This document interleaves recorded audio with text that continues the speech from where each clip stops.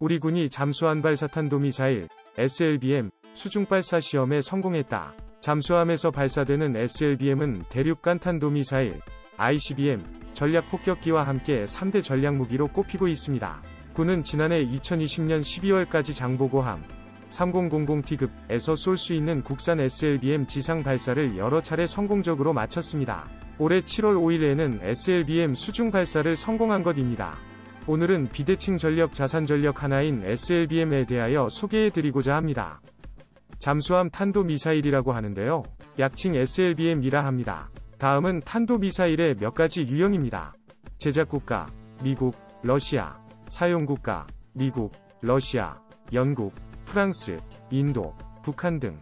탄도미사일 폴라리스 A3형 사정거리 4000km, 포세이돈 C3 사정거리 4000km, 트라이던트형 사정거리 4500에서 7200km, 형은 6000에서 9600km, 러시아의 스스 M4 사정거리 1500km, 5형 사정 1000km, 6형 사정거리 2500km, 8형 사정거리 7500km.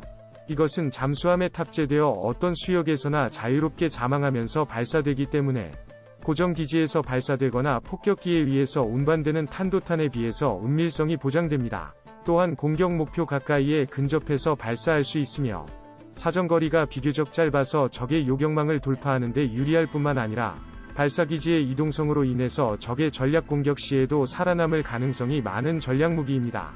이 점에 착안하여 미국에서 1955년부터 개발에 착수하여 1960년 폴라리스 A1형, 이어서 개량형인 A2, A3형을 실용화하였습니다.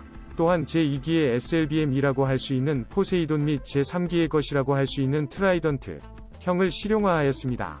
러시아도 1962년에는 스스 M4 사크, 1964년에는 스스 M5 서브, 1969년에는 스스 N6, 1973년에는 스스 N8형의 SLBM을 배치하고 있고 폴라리스 A3형은 사정거리 4000km의 200노트의 다탄두제 도립탄도탄 3개를 탄두에 장비하고 포세이돈 C3은 사정거리 4000km의 40-50노트급의 MRV를 14개, 트라이던트형은 사정거리 4500에서 7200km, 형은 6000에서 9600km의 다탄두 독립목표 제도립 탄탄을 장착하고 있습니다.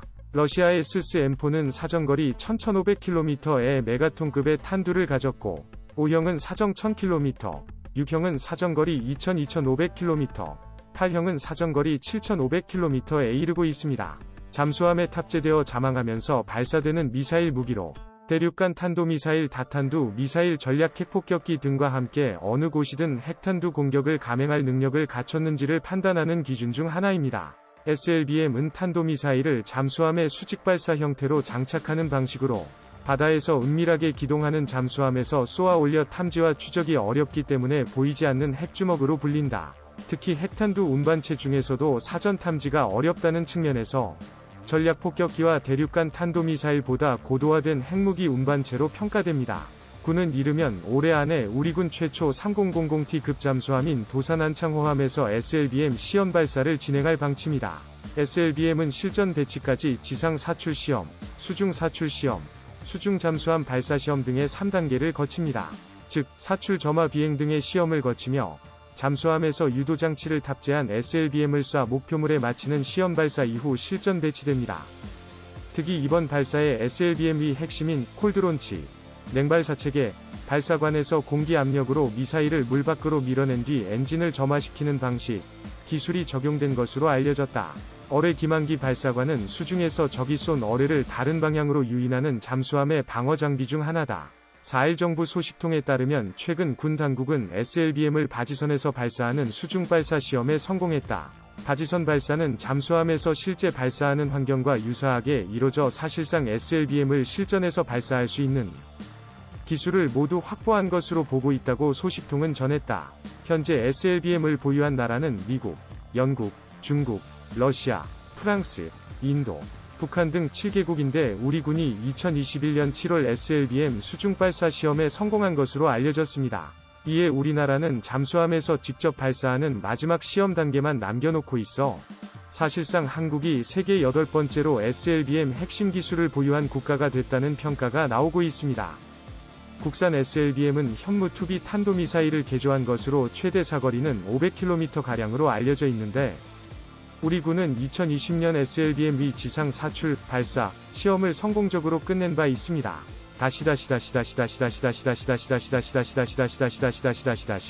이번 SLBM 수중 발사 성공은 여러 차례의 시행착오를 거쳐 발사에 성공한 것이라 더욱 의미가 있을 듯 합니다.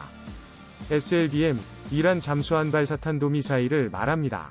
SLBM,은 ICBM, 대륙 간탄도미사일을 전략 핵잠수함에서 발사하도록 개량한 것으로 보통 수심 30m 안팎에서 움직이는 잠수함에 설치됩니다. 발사 시 자체 부력으로 서서히 떠오르다 수면에 다다르면 빠른 속도로 목표물을 향해 날아가 명중시키는 무기 체계를 말합니다. 기존 탄도미사일이 발사 지점으로부터 사거리가 제한된 반면, SLBM은 잠수함을 이용해서 바다 밑으로 은밀하게 이동해서 수월하게 목표에 더욱 가깝게 접근할 수 있다는 장점이 있습니다. 그런 의미에서 장보고급 잠수함 배치 31번 함 도산 안창호함과 2번 함인 안무함의 수직 발사관에서 이번 SLBM을 설치 배치한다면 주변국, 중국과 일본은 물론 북한과 러시아까지 견제가 가능한 전략자산이 생기게 된 것입니다. 사실 SLBM 수중 발사 성공은 미사일 선진국인 미국과 러시아도 많은 실패 끝에 성공한 은밀한 무기입니다. 북한의 재래식 전력이 한참 떨어져도 북한의 잠수함에서 은밀하게 발사되는 핵미사일인 SLBM은 정말 무서운 무기체계인 것입니다. 물론 미국이나 러시아처럼 여러 발의 핵무장을 한 SLBM 미사일은 실을 수 없을지라도 단 한 발만 성공한다 해도 북한의 SLBM 미사일의 가치는 충분하기에 미국 입장에서는 신경이 쓰이는 것입니다. SLBM은 ICBM이나 B-52 전략폭격기에 비해 잠수함을 이용해 은밀하게 적진으로 침투해 타격할 수 있다는 점에서 가장 큰 위험 요소입니다. 이 은밀성 때문에 이번 한국형 SLBM 수중 발사 성공은 북한, 중국, 일본 입장에서는 매우 신경 쓰이고 날카로운 반응이 나올 수밖에 없는 것입니다. SLBM은 수중 발사인 만큼 발사관에서 곧바로 로켓을 점화하는 핫런치가 아니라 콜드런치 방식을 활용합니다. 발사관 안에 압축가스를 이용해 먼저 미사일을 물 밖으로 밀어 올린 뒤 공중에서 로켓을 분사하는 이중 발사입니다. 이때 가장 중요한 게 자세 제어입니다. 물 밖으로 튀어오른 미사일이 해수면을 박차고 날아오를 수 있도록 적절한 각도를 잡는 과정입니다. 현무나 천궁 등 지상에서의 콜드런치 기술은 우리 군이 어느 정도 기반을 갖추고 있습니다. 안녕하세요, 비밀군사입니다. 하지만 수중 콜드런치는 해류와 수압, 파도 등 변수가 워낙 많아 전혀 차원이 다른 문제입니다.